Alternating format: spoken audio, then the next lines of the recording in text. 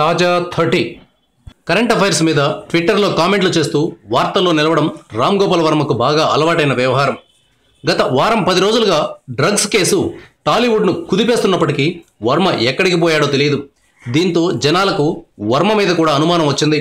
డ్రగ్స్తో ఆయనకు కూడా ఏదైనా లింక్ ఉందేమో, అందుకే సైలెంట్గా ఉన్నారని అనుకుంటున్నారు. నోరు మెదపకుండా ఇలాగే ఉంటే ఈ అనుమానం నిజమవుతుందని వర్మ అనుకున్నట్లున్నారు. డ్రగ్స్ వ్యవహారంపై మొదటిసారిగా మాట్లాడారు. అకున్ సబర్వాల్ మీద వ్యంగ్య వ్యాఖ్యానం చేశారు.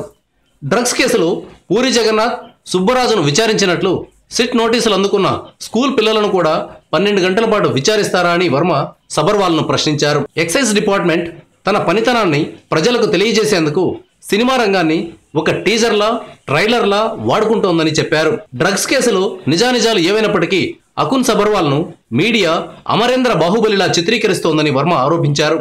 ఈ నేపథ్యంలో అకున్ సబర్వాల్తో రాజమౌళి బాహుబలి 3 తీస్తాడేమోనని వర్మ సందేహం కూడా వ్యక్తం చేశారు. డ్రగ్స్ కేసులో ఏం మాట్లాడాలో తెలియక ఆర్జీవి ఇలాంటి విచిత్రమైన వ్యాఖ్యానాలు చేస్తున్నారని చెప్పవచ్చు.